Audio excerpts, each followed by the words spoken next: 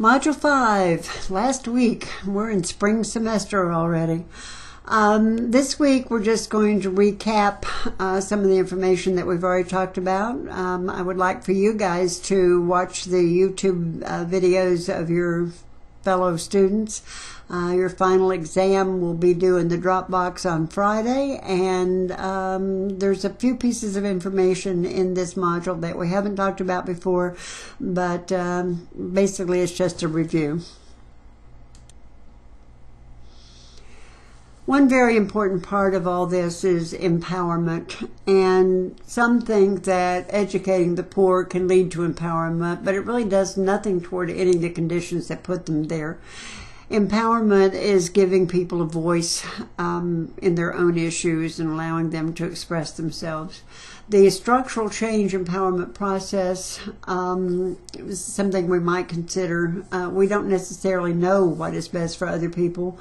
We tend to go with the expert opinion, and they may or may not be experts. And advocates tend to seek short-term solutions. As I say in my service learning classes, we tend to say, oh, so there's world hunger. Well, here, have a block of government cheese, and I'll check with you next week. So the people involved in situations need to be the leaders of the solutions. Highlander Folk School, again, was very instrumental in that, as was Paulo Freire, a Brazilian educator who worked with migrant students, a couple of people that you might want to look up if you ever have time. Grassroots movements encourage the collection of common knowledge, and they use the dialogic method where everybody sits in a circle and has discussions, and questions are thrown out, and questions keep generating more questions. Develops critical awareness. You see connections between politics, social structure, and individual problems. Freire talked about the doctrine of personal culpability, which encourages people to consider their condition as a personal failure rather than as a means to some kind of success.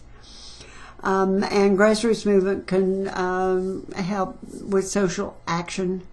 You have to have action, and then you have to step back and reflect on that action, and then you can proceed with other action.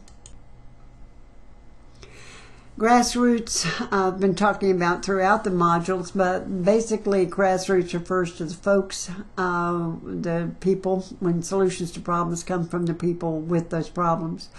One of the largest, I guess, grassroots movements in this country was the Poor People's Campaign. It was organized by the Southern Christian Leadership Conference, which of course was headed by Martin Luther King.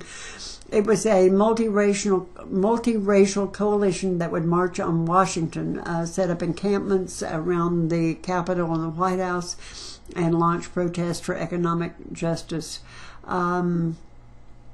It may sound very similar to the current Occupy movement, except I think and this is my opinion, the only problem with the Occupy movement is that they really don't have one end goal in mind. They're just sort of there, whereas the end goal of this was an economic Bill of Rights.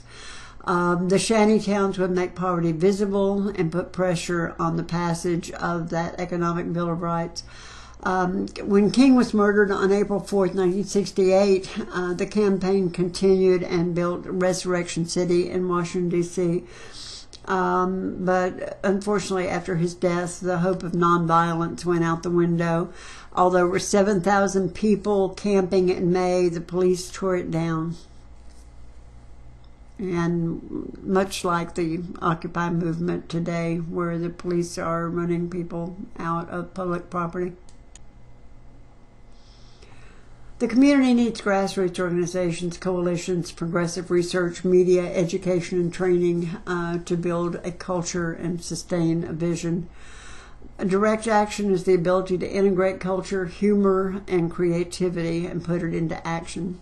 And community building is an approach to improving conditions, expanding opportunities, and sustaining positive change within community by developing, enhancing, and sustaining the relationships and social networks of those who make up the community. If you were concerned with an issue, what would you do to start a grassroots movement for that issue? Social movement are people coming together to change cultural norms and rules and to organize for power. There's always an illusion of power when you have a group of people. Social movements create change. The civil rights movement, women's movement, the labor movement, the environmental movement have all created change. They usually start with trigger events, but those trigger events are likely one that builds over time. Rosa Parks, of course, was the trigger for the civil rights movement. Rosa Parks, I'm sure you know, refused to give up her seat to a white man on a bus in Alabama. But what people don't know, or people seldom forget, frequently forget, is that Rosa Parks had been a member of the NAACP for many, many years. She was, in a way, selected to do what she did. She had also been in Highlander Folk School, and she had gone through several of the courses there in community building. And it may be true that that day she was just tired and didn't want to give up her seat. But others had tried this before her and were not quite as well thought of as Rosa Parks. And so Rosa Parks became the role model for the civil rights movement. The trigger events produce attention and build broad-based support, but they also take organization and sustain follow-through. The stages of community building, the first is cultural preparation and organization. It takes research. There has to be grassroots buy-in.